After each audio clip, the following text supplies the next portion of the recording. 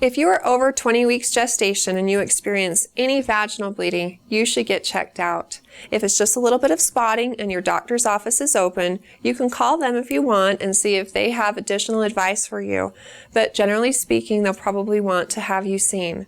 That might mean in their office, or it might even mean going to labor and delivery. That is a good reason to get checked out. There are a few different things that can cause vaginal bleeding after 20 weeks. Once you get further along, like once you're full term and you start having contractions and going into labor, it's normal to have a little bit of spotting.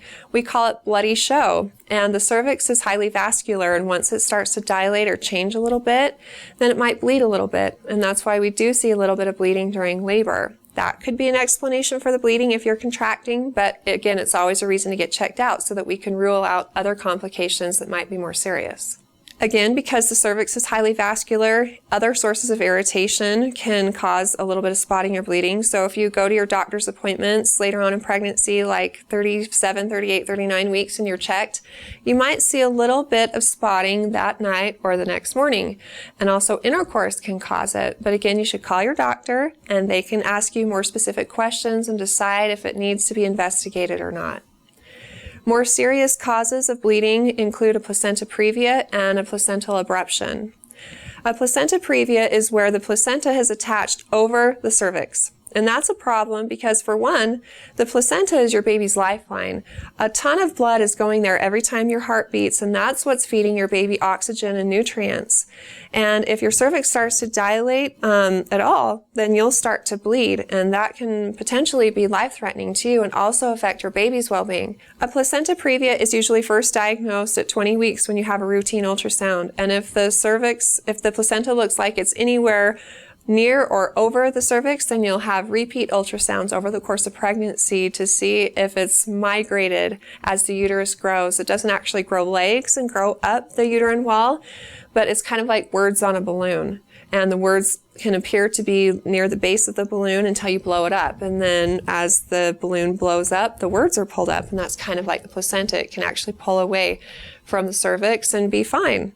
But sometimes it doesn't pull away. You still have a placenta previa, and that's a serious condition, and you need to be checked out as soon as possible in the hospital if you have any vaginal bleeding. A placental abruption is where the placenta starts to prematurely detach from the uterine wall.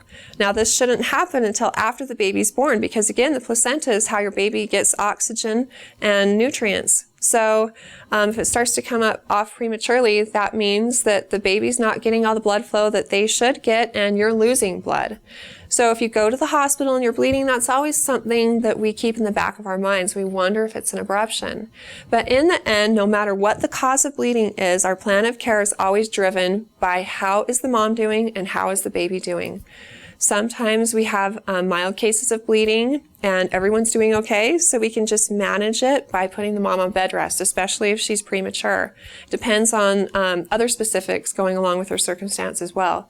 But sometimes it's severe enough that we have to do an emergency C-section. So again, the bottom line is if you have any vaginal bleeding during pregnancy, get checked out, and after further investigation, your doctor will decide if treatment or intervention is necessary.